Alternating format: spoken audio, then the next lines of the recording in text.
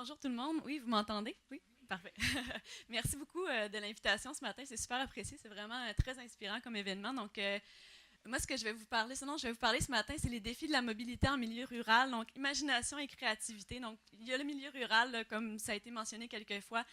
C'est pas toutes les mêmes solutions qui peuvent s'appliquer en milieu urbain. Puis, ce que je vais essayer de faire ce matin, c'est de vous inspirer en fait sur ce qui peut être possible de faire, puis vous mettre en contexte également. Donc, justement, une petite mise en contexte pour débuter de qui on est mobilité. Il n'y a pas beaucoup de gens qui nous connaissent nécessairement. Ensuite, je vais parler un peu de la mobilité durable pour qu'on campe le concept ensemble puis qu'après ça, on puisse en discuter.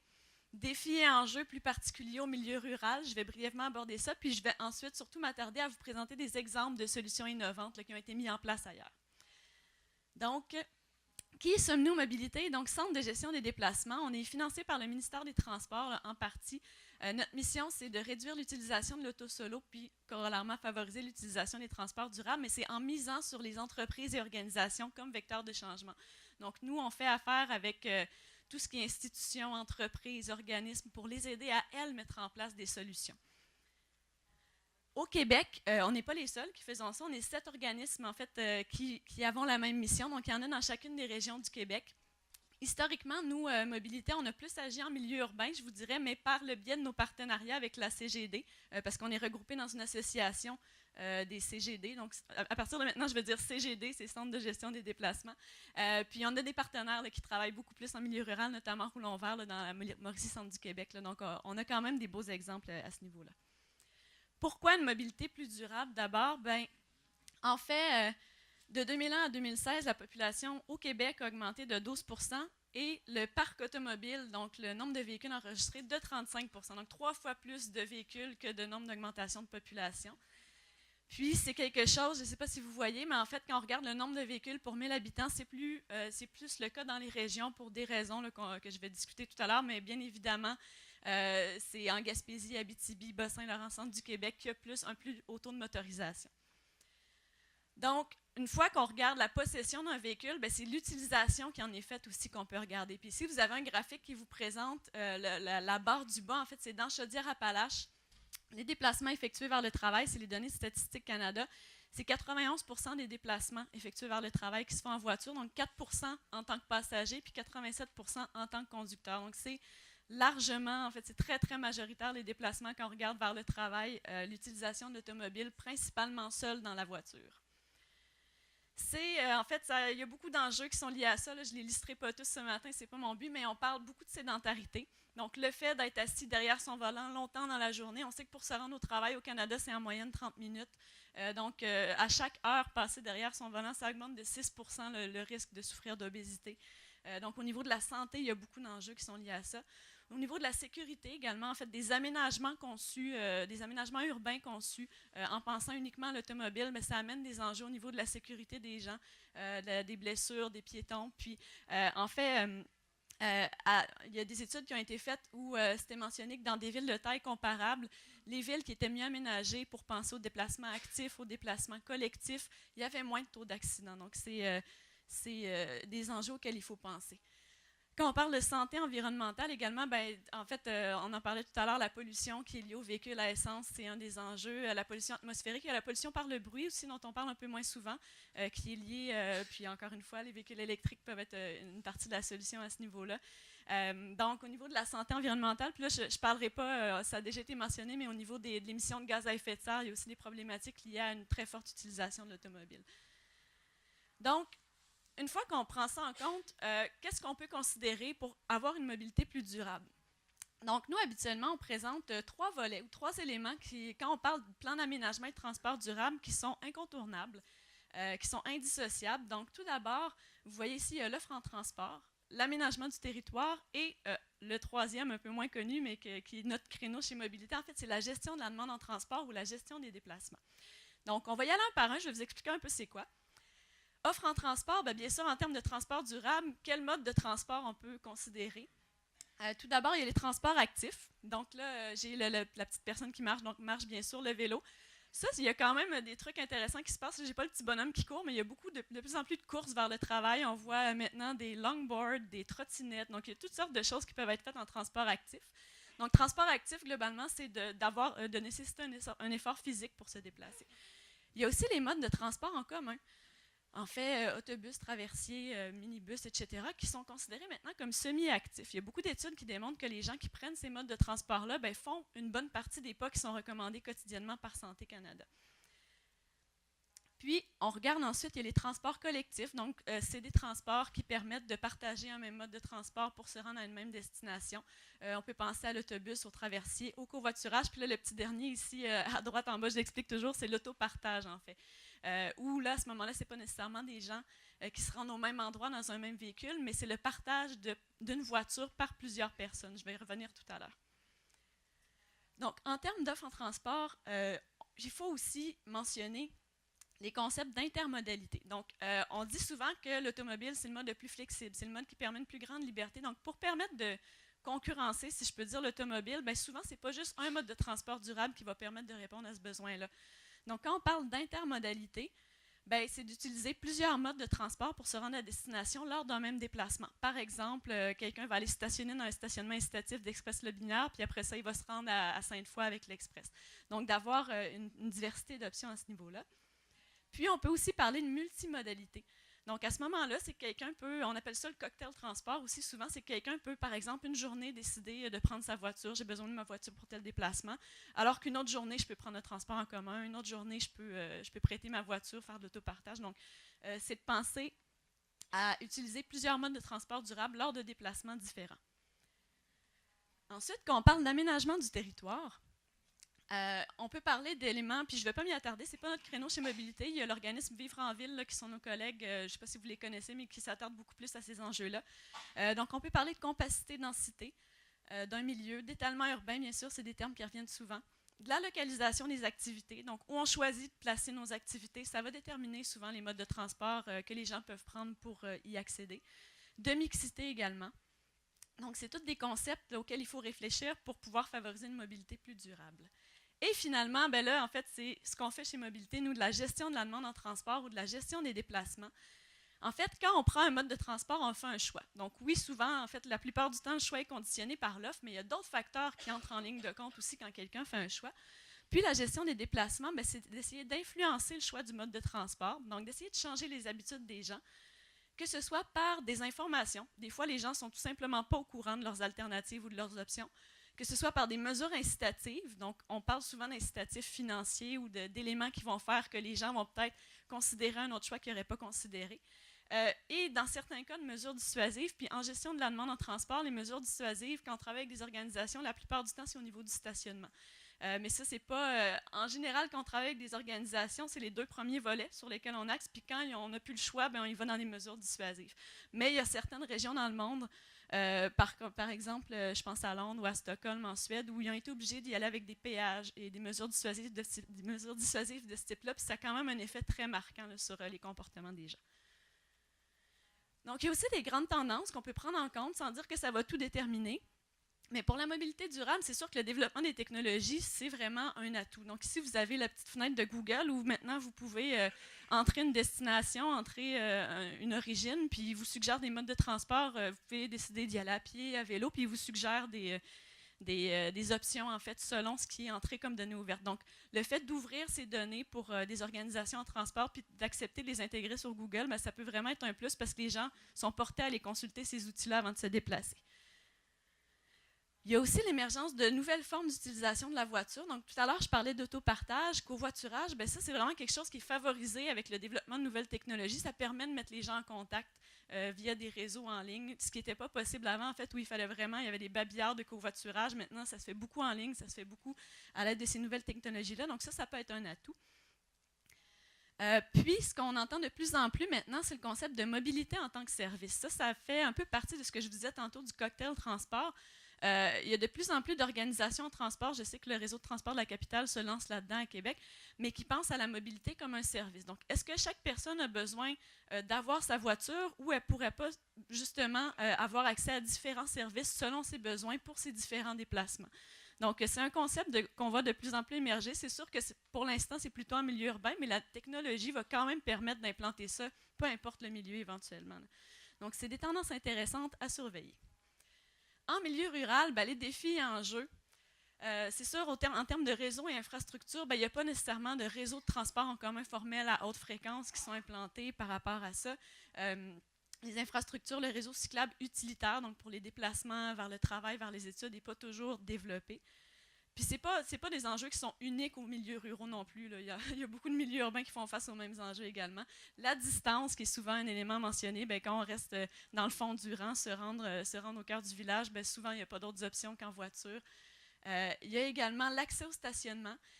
Comme je le disais tout à l'heure, quand on travaille avec des organisations, un des déterminants, c'est l'accès à un stationnement. Puis en milieu rural, ce n'est pas un enjeu. Là. Il y a souvent une abondance de stationnement qui est gratuite, donc ce n'est pas un dissuasif à utiliser sa voiture. Puis il y a le vieillissement de la population là, qui peut être pris en compte en milieu rural également. Au niveau des opportunités, il y a quand même la proximité du milieu, qui est vraiment un bel avantage en milieu rural. Puis je trouve qu'un forum comme aujourd'hui, justement, c'est une belle preuve de cette opportunité-là. On relève aussi la proximité d'intervenants ou peut-être la souplesse d'intervention, en fait, pour implanter une solution, pour implanter un projet pilote. Je ne pense pas que dans beaucoup de milieux ruraux, il y a les mêmes paliers là, à passer que dans des milieux plus urbains où il y a des grosses divisions du territoire et tout ça. Donc ça, c'est quand même peut-être un avantage pour développer des solutions en mobilité. Et c'est ce que je vais vous présenter maintenant. En fait, je vais vous présenter quelques solutions innovantes selon les divers volets que je viens d'énumérer. Puis c'est pas, en fait, le but de ça, c'est pas du tout de dire ça s'applique exactement à notre binaire, il faut que vous fassiez ça. C'est vraiment juste de vous inspirer, de voir qu'il y a toutes sortes de choses qui peuvent être faites dans différents milieux et peut-être de vous donner l'étincelle si ça vous donne envie de partir un projet ou quoi que ce soit. Puis c'est pas des projets que nous, chez Mobilité, on a portés la plupart du temps. Donc si vous avez des questions plus poussées, je pourrais vous référer aux personnes qui mènent les projets. Mais je vais essayer d'y répondre du mieux que je peux si jamais vous avez quelques questions. Donc, en termes d'aménagement du territoire, la ville de Plessisville, en fait, qui est une petite municipalité Marcy de l'Érable, est un exemple super intéressant en termes de stratégie et planification. D'abord, parce qu'ils ont une planification stratégique qui intègre des actions liées à l'environnement et à la réduction des GES. C'est très clair dans leur plan stratégique que c'est leur objectif. Ils mesurent, ils font un inventaire des GES, puis ils sont capables de dire de combien de GES ils ont réduit leur consommation, tant pour les véhicules municipaux qu'au niveau des citoyens. Donc, c'est très formalisé. Ça aide à prendre des décisions, d'une part. Puis, deuxièmement, ça fait un portrait zéro. Ça fait, on part d'ici, puis on s'en va là. Ils font des efforts importants au niveau de la revitalisation du centre-ville et de la localisation des activités, plus particulièrement. Donc là, c'était plutôt pour le volet aménagement du territoire que je voulais les citer, mais je sais qu'ils avaient fait un grand travail d'accessibilité des services, notamment avec la Caisse des Jardins, notamment avec des commerces, pour s'assurer qu'ils restent accessibles à pied, à vélo, qu'ils restent à proximité des citoyens, en fait. Et ils sont en train d'élaborer un plan de mobilité active, donc ils veulent vraiment favoriser les transports actifs dans leur municipalité. Ils sont en train d'élaborer un plan à ce niveau-là. Et ils ont divers projets liés à la mobilité. Ici, je vous présente très brièvement le projet Sauver, qui est en fait un projet, il y a des véhicules électriques qui sont disponibles pour les employés de la municipalité pour faire leurs déplacements. Puis hors des heures de bureau, ils deviennent disponibles pour les citoyens qui peuvent les louer à l'heure ou à la journée. Donc il y a différentes modalités comme ça. Mais c'est de l'autopartage, dans le fond. C'est de l'autopartage en milieu rural. C'est super intéressant comme modèle. Il y a 6 municipalités au Québec là, qui sont dans le projet Sauver. C'est quelque chose de très intéressant là, qui peut justement donner accès à un véhicule pour des gens qui n'en auraient pas besoin à chaque jour, mais qui voudraient l'utiliser ponctuellement. Au niveau de l'offre en transport, il y a un projet qui est mené par le Conseil régional de l'environnement du Saguenay-Lac-Saint-Jean, qui est des stationnements incitatifs au covoiturage. Donc souvent, justement, les distances sont longues à parcourir, mais pourquoi ne pas se joindre à une autre personne pour faire une partie du trajet? Je reste à Péribonka, je vais travailler en ville, pourquoi on ne se rejoint pas à un même endroit, puis on ne covoiture pas au moins sur une partie du trajet? Donc le CRE a implanté à l'aide de partenaires un réseau de stationnement incitatif. Il y en a vraiment dans tout plein de villages et dans des municipalités de plus grande taille aussi pour permettre aux automobilistes de se jumeler pour une partie des trajets. Donc avec ça, il y a une campagne de communication qui vient pour inciter les gens à se rendre à ces stationnements-là puis à se trouver un partenaire de covoiturage. Donc il y a une signalisation uniforme, il y a vraiment une communication qui est faite à ce niveau-là. Puis, ils utilisent aussi des aires de stationnement existantes. Donc, ils font des protocoles d'entente pour formaliser la chose. Il y avait quelques commerçants qui n'étaient pas très satisfaits que les gens, informellement, utilisent leur stationnement pour covoiturer. Bien là, ils viennent formaliser la pratique puis vraiment l'afficher. Donc, ça semble super bien aller, le projet. Je n'ai pas les chiffres, là, mais je pourrais vous donner les contacts si jamais vous voulez plus d'informations. Au niveau de l'offre en transport également, un projet qui vient tout juste de démarrer s'appelle Autonomique. Quand on parle d'autopartage au Québec, on entend beaucoup parler de Communauto, qui est quand même une pionnière dans le domaine. Là, ils sont en milieu urbain, donc à Québec, Sherbrooke, Gatineau et Montréal. Donc, ils ont vraiment un créneau qu'ils ont développé en ville. Donc, en fait, c'est le fait de pouvoir louer une voiture sur une courte période pour ne pas nécessairement... Parce qu'une voiture, dans les faits, c'est stationné 96% du temps. Là. Quand on se rend au travail, on la stationne. Quand on revient, on la stationne à la maison. Puis sinon, la fin de semaine, on fait quelques déplacements. Donc, pourquoi pas optimiser ça? Puis Autonomique sont parmi les premiers, là, à part le projet Sauvé dont je vous parlais tout à l'heure, à se lancer en milieu plus périurbain ou rural. Donc ça, c'est super intéressant. Pour l'instant, ils sont en Montérégie.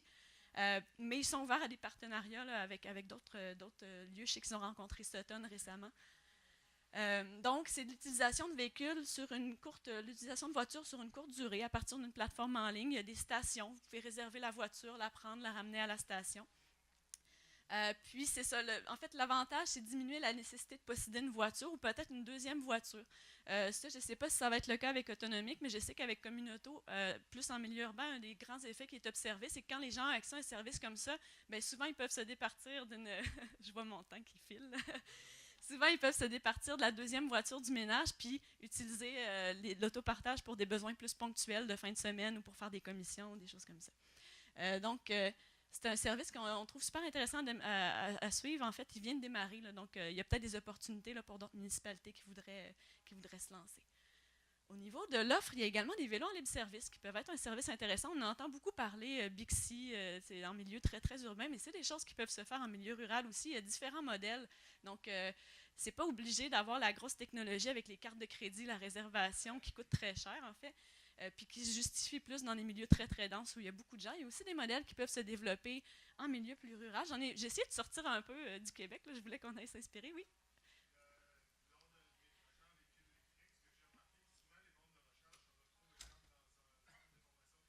Oui. Mhm.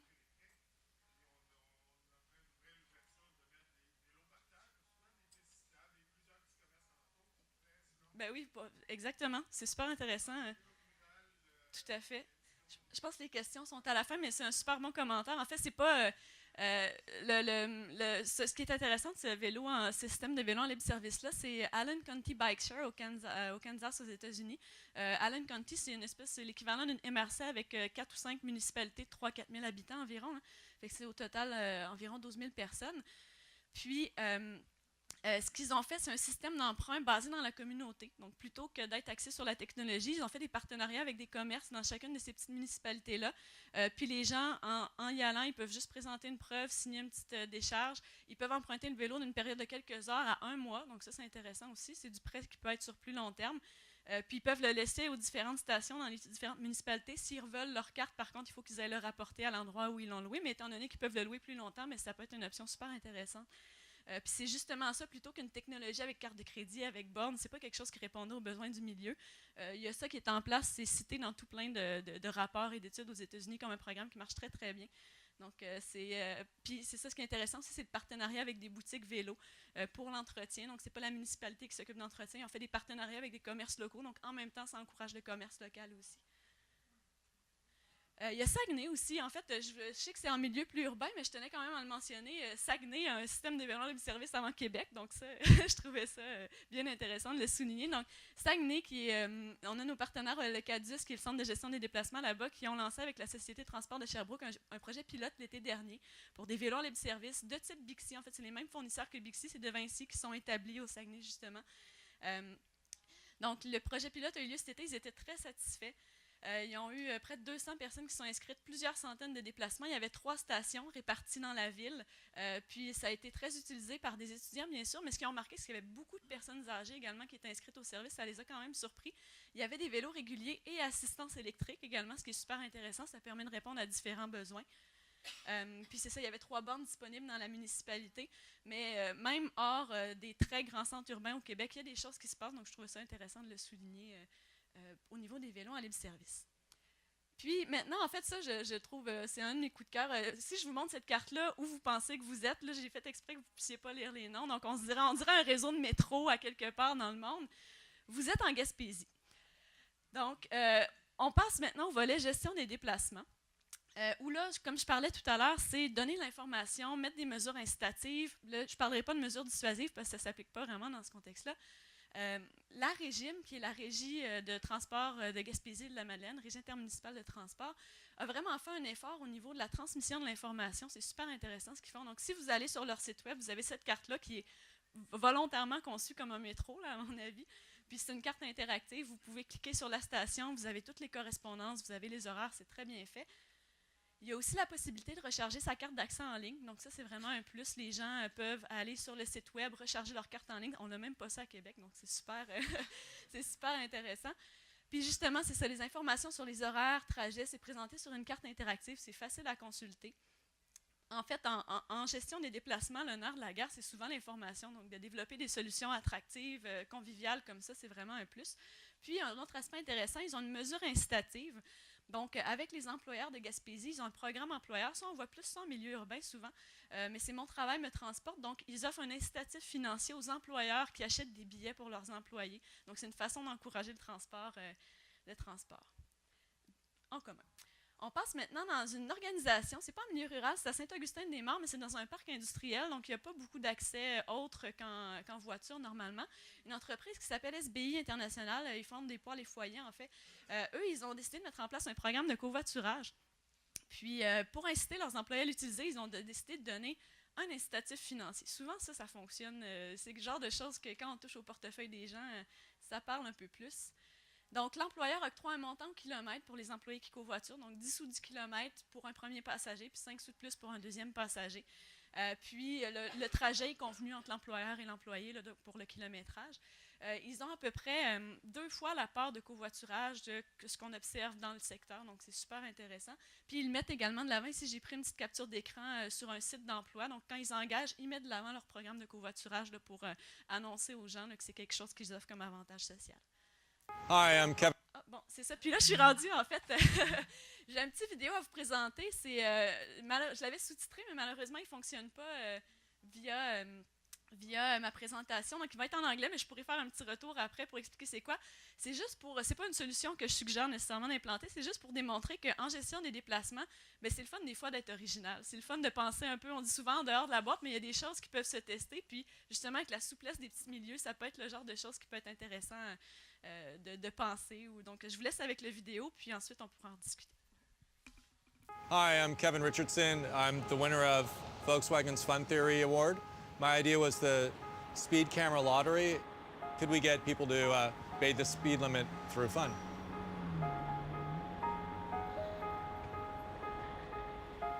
I really believe that fun can change human behavior for the better, and I was really thrilled to see that my idea, which started as a scribble submitted into this competition, might even become reality.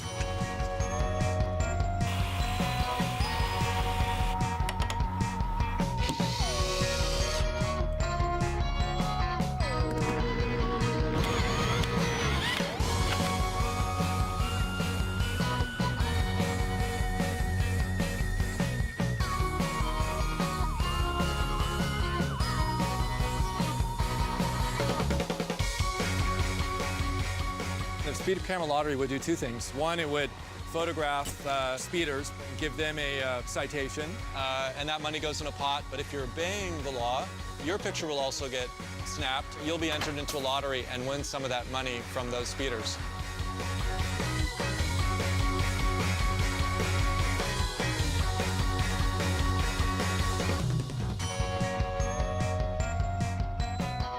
Jag kör alltid lagligt, men tveksamt att man vinner. Det är ju en bra positiv grej det där. Kör lagligt och tjäna deg, det är perfekt.